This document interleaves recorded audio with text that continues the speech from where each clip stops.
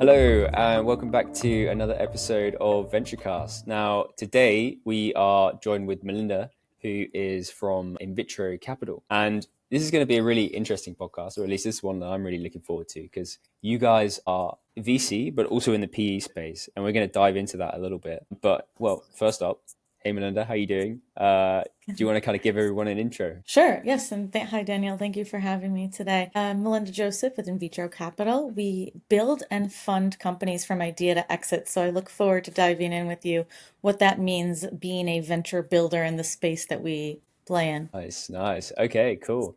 Well, let's kind of go right back because am I right in saying in vitro isn't, it's quite a new company, right? A new like VC firm. So I think you've talked about it previously as like a startup building startups, right?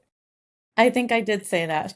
Do you want to give some background and like context about how it all started? Absolutely. Our founder and managing partner, Amir Barsoom, who is definitely a serial entrepreneur, he built one of the largest tech companies in the Middle East region based out of Dubai.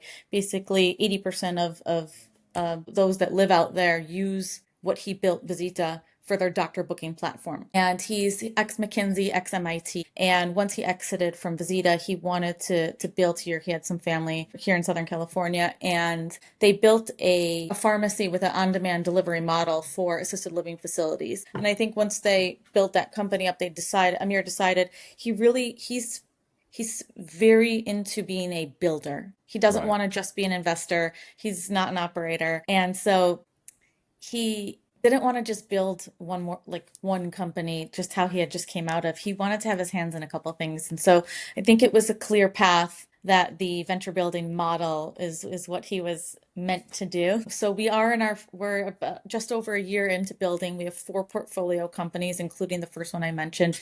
We're in the healthcare and real estate sectors so far to begin with. Each of the four companies are still early in their infancy stages, but the idea is that there's a central level of operations support accessible in terms of operations, finance, marketing, resources, developers, so that the companies can really focus on building versus fundraising or Mm, some of these central functions and resources, if you will. We specifically look for fragmented spaces that are extremely tech starved. So, for example, we okay. have a software, one of our portfolio companies is a software for assisted living facilities. We also have a medical concierge for that space as well. Our newest portco that we're working on is a home repair app that really helps fix how broken that space is by utilizing technology. So everything we build has usually multi-layers of AI agents. It's not just LLM wrappers, and it's solving real problems and helping the clients that we serve, cut FTEs or be able to have them operate, do more 2x what they were doing without the technology, Yeah.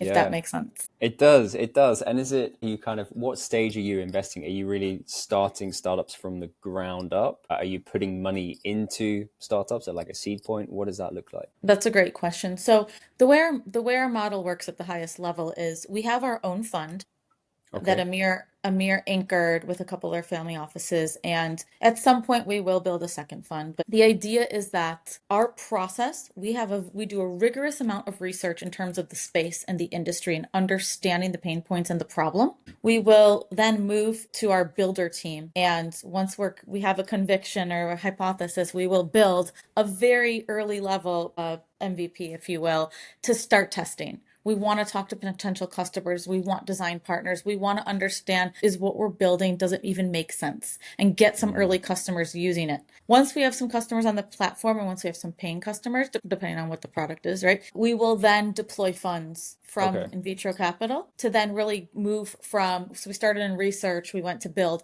then we moved to assembly. And from there, we will look for the right CEO that has the right domain expertise and build out a team, et cetera. And so it's a bit of let's call it a handover from some of the central team to really building out a team and getting it off and running once we really have conviction that we have a viable solution. Nice. Okay. And how kind of hands-on are you guys in those early startups? You mentioned you find an exec, a CEO to come in and run the company. Is it kind of everyone in vitro hands-on building together to get to that point? Yeah, we're just past our first year of building and we've got 4 portfolio companies, but it's not just once the CEO comes in, we're hands off. We are still very hands on. Amir works very closely with the CEOs. There's a level of weekly and monthly meetings, whether it's for support or resources, understanding the roadmap, understanding the traction we're getting, things like this. So there is I think of it more as it becomes more of a partnership versus us completely Okay. leading and operating it. You mentioned AI earlier as a big part of what you guys do in terms of embedding like multi-level, multi-layer AI rather than just putting a wrapper on ChatGPT. Tell me more. I'll give you two examples because I think it's a much better picture and story to look at a Okay. specific example. So for our software for the assisted living facilities, Hmm. our solution, it serves as an EMR, electronic medical records, for the facility, right? Yeah. And it's a little bit different from what hospitals use for the hospital system because there's different needs. There's a lot of note taking and medication management sync that go into kind of the daily reporting of their needs. So there's 4 main AI agents that work together with a middle layer of how they are intaking the notes and then automatically syncing with the system. So I didn't build it, right? So I can't dive too deep. But the idea is that um, each major of the 4 core components and pillars of what the system does has their own AI agent, and then they are all able to speak to each other and sync to be able to operate as a multi-agent solution. Another example is our home repair app that we are about to launch. In today's market, when you need, for example, an electrician, Mm. you're often asking friends or neighbors for referrals or going online and doing a search, and you're most worried about, am I going to get ripped off, and is the guy going to fix the problem, right? So what we have built is you'd be able to go right into the app, scan whatever is your situation, whether it's an outlet or an HVAC unit, or you need an EV charger installed. We have an AI diagnostic layer that we've built based off of a data model. And so you'd be able to right through the app, snap a picture. It will immediately diagnose it. It will tell you what parts are needed, Hmm. what the actual repair service would be. You're getting a price right there to prevent scope creep, which happens a lot with contractors or in the Oh yeah. space, or once they get there and see what the situation is, what they quoted you could be different. So right there, you're getting what the price would be. You can book right in the app, and then somebody would come out whatever you selected for date and time. We're trying to utilize AI to solve problems where they're typically very manually intensive spaces. So, for Mm. example, the nurse that's in the assisted living facility, perhaps she used to spend 10 to 12 hours on note taking that now she can do in 2. Or in the case of home repair, you may have been spending on your business to close one job X amount of time on labor, sending someone out 2 or 3 times to quote an estimate, where we can do it instantly. We're shortening processes, giving better service in very manual, labor intensive spaces that are Mm. typically tech starved. Right, tech starved. Yeah, okay. And I guess, as you mentioned, healthcare is obviously a pretty big space where there's a Yeah. lot of opportunity and a lot of kind of slow moving parts. I spoke to someone recently, and they reckon healthcare was about 20 years behind like Silicon Valley on tech enablement. I don't know if that is kind of the Yeah. same as you guys, but I that's mean, what I they think reckoned. there's red tape for every industry, right? It depends Right, what's the right. regulation and what's possible, what's not possible, HIPAA compliance, and then also just does the business model even make sense, right? Because I'm sure there could be amazing technologies that improve procedures or things like this, but if there's not a market for it, the math has to work from the investment perspective as well. Right. Yeah. Yeah. We mentioned the PE landscape as well, like crossover of PE VC. How does that fit in with you Yeah. guys? At the highest level, I think some of the VC strategy, and I can't speak for every VC, is they deploy capital. They know that every investment they make isn't going to hit, and they're hoping for, 1 or 2 that really make it and can return on investment. On the private equity side, operational efficiency and capital efficiency is really the priority. And I think sometimes innovation doesn't always happen because of the time, cost, expense, etc. So Right. I'd like to think that we are in the play as a venture builder, that not only are we funding our own portfolio companies, but we're also building them. And so I'd like to think that we're playing in the middle in terms of de-risking the investment process by going from research to build. And if we don't get that traction we see in build, we'll kill the idea. We won't invest in it. We won't let it run for a year or two and put $20 million in and then see that we have to pull the plug and can't return on the investment. So in our model, when we do decide to deploy, we only have two sets of deployment. The first is internal, and the second, we will sometimes take outside capital, whether it is an SPV from a VC or from family office, and we will only deploy $3 to $5 million. That capital is to get us to profitability within 3 years, and the goal is to have exit options within 5. Some venture studios that are more of a traditional venture studio model that really look for outside co-founders and they build to try and feed into VC to then get another huge investment and continue building. We build for profitability, and our core focus, besides solving a real problem in the market, is building for profitability. So with our central resources, with the AI technology that is available, you can build smarter, you can build leaner, you can build faster. And so that 3 to 5 million is to get us to within 3 years to become profitable, and then based on traction, market size, etc., have exit options within 5 years. And how is that?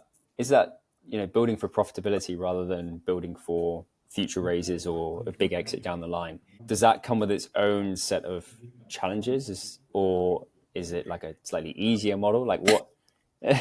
I'm going to say nothing in this space is easy, but yeah.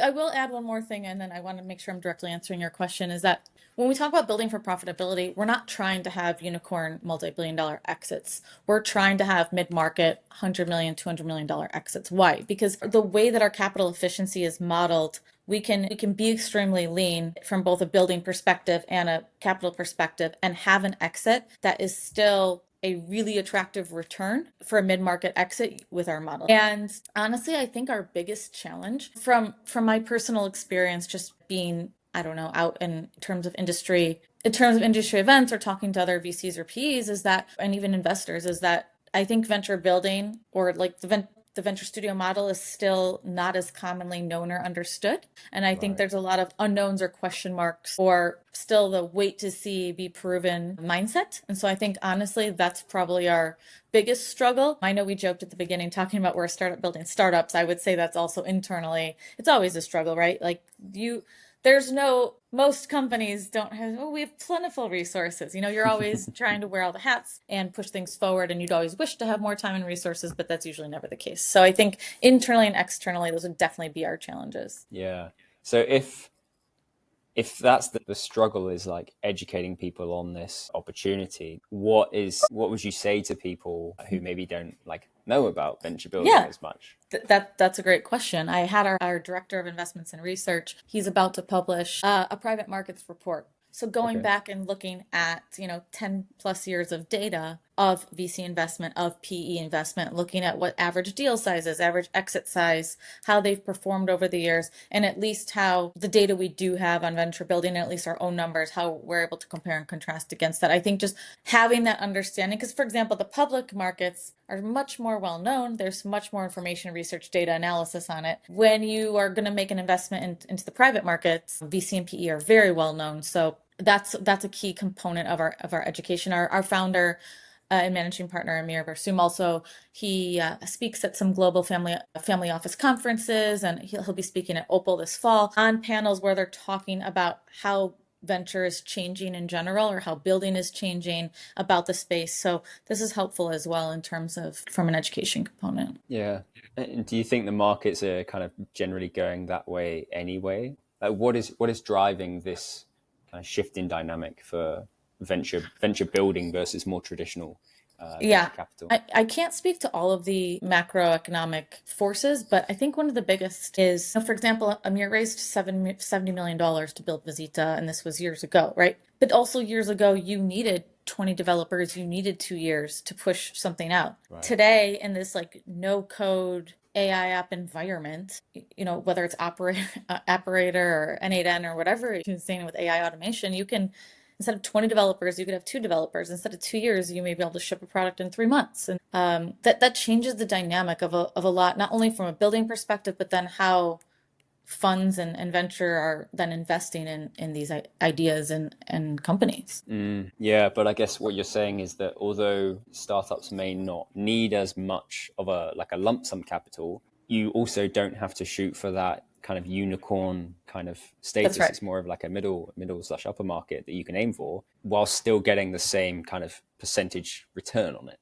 Exactly. Exactly. If you want to look at like the IRR or the MOIC of the investment, but if there was a significantly smaller amount put in a $100 million, $200 million exit, you can have even more competitive return. So, and that's the other component of the central building, right? If you're able to, if startups are able to lean on central resources to operate lean in its first years before profitability, that's also extremely helpful as well. So both factors help contribute. And then how is InVitro, I guess, moving forward? What's the goal for InVitro going forward? I think personally, what I would love to see is I think the proof is in the pudding, if you will. I don't know if this is an English phrase. It's like a British English phrase.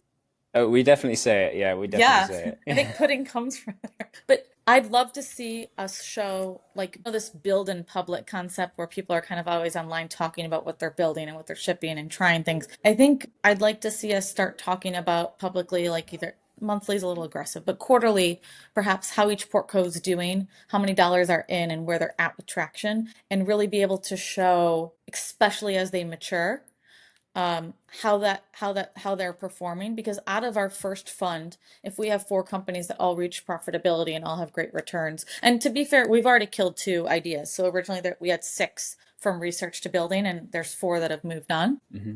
What I'd love to see is those numbers and those results as we go into potentially a second fund, and then rinse and repeat the whole process all over again. Nice, but hopefully bigger each time, right? Exactly. Nice, And cool. you always learn along the way when you're building. That's one of the things I love.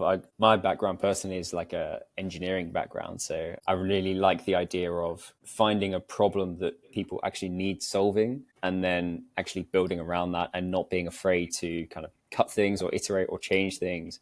Yeah. The pain has to be that deep for the problem. I mean, that people are willing to try it, willing to pay for it, like recognize the need for it. How do you do the research process? How do you find out? How do you pick the companies that you want to build? So we have a director of investments and research. He Okay. he runs this team, and when we start at a sector or an industry and put together an investment thesis, right? So for example, if we're looking at long-term care as an industry, there's a lot of different areas that we start to look into and research of where the pain points are after we've already identified that long-term care is a fragmented, tech-starved, manual labor space, right? So So at it's the got to hit top. your criteria first. Yeah, Exactly. At the highest got of the it. funnel is, does the sector industry meet those three criterias of being fragmented, tech starved, and high level of manual labor, right? If it does, then we start a thesis on kind of all the areas of where the biggest pain points are in the space. We then talk to people in the space, and then there's long conversations internally about these pain points and if we were going to build a solution. Of course, we look at competitive landscape and what exists today and where there's the biggest gaps, and ideas then become MVPs. So it's is exciting, but it's also very like there's a huge methodology behind it. We're not just throwing a dart at an idea. Right, which is, I guess, what some people would kind of picture as like traditional startup, like a Yeah. couple of kids Like, just oh, like what if we chopping did away on their this? keyboards. Yeah. Yeah, Yeah. And maybe we'll make millions. exactly. Cool. Okay. Well, I really like what you guys are doing. I think I had a great chat. And, obviously Amir is doing a lot of stuff in terms of events and going out and trying to spread the word about your guys' model and the benefits of it. Yeah, what do you want to leave with people who are viewing the podcast about in vitro? I think if they're not familiar with venture building, I encourage to take a look at some of the stuff we'll be putting out about the space, about comparing IRR over the years, VC Okay. versus PE versus venture building, and for VCs that have any interest, we will have one or two SPVs hopefully before the end of the year. You can always reach out. I can put you in touch just to at least get more information. And when we do talk about those 5 year exits, PE is also a great option for exits. So I Right. think at this stage, since we're just in our, starting our second year of building, it's still great to be a part of that community and build the relations with other VCs and PEs as well that are interested in what we're doing. Great. So watch out for what you guys are doing then, and I guess reach out as well if Please, you want to contact. Yeah.